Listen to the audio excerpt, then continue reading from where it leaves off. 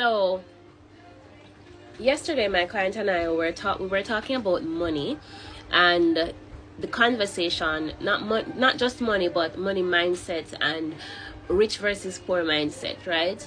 And the conversation kind of took a shift when we went over to how one can use their gifts to earn, right? So it made me think about back in the day when I was in the country, and we're going to church, and you would have this one person in the congregation who plays the instrument every single time, right? And he's the only person who can be called on to play this instrument. And I'm just thinking that this person would have considered themselves to be poor.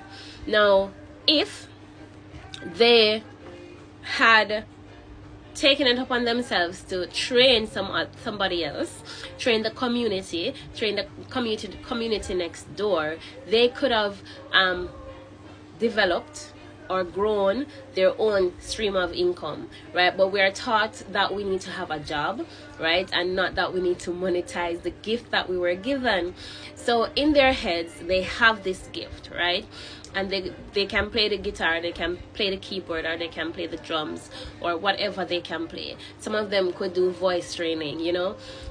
They're talented people all over the place. Anyways, any one of those persons could have started a business. They could have used that skill to bring income in. They could have started a music school. They could have collaborated with other musicians to train people. Who knows? They could have taken this thing worldwide, right? And I'm just trying to show you how powerful your gifts are, right? And how a shift in mindset could take you from thinking that you are poor to thinking that you are wealthy and you have so much to give, to share, and so many ways you can expand, right?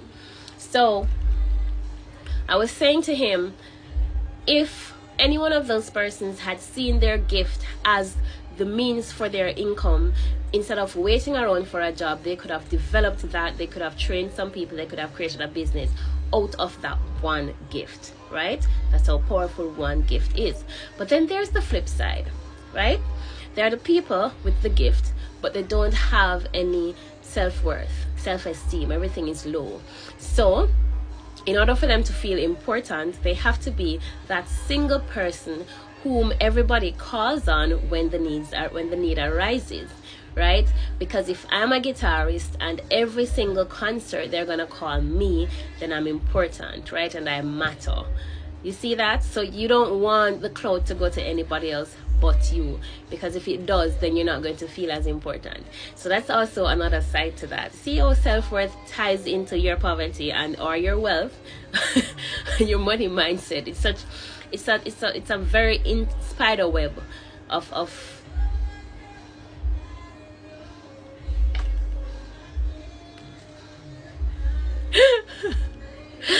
what am I saying? Okay, it's a spider web of conundrums. Yeah, I think that works. But I'm sure you get the point of what I'm saying, and I just want you to think about what you have and how you can use what you have to serve your community and get an income and maybe get further training and start something for yourself. We all have a gift, and that gift is for us to serve and in turn earn. That's what your gifts are for. So think about it, look around your community, see how you can serve your community and how you can use that as a form of earning for yourself. Have a beautiful Saturday evening.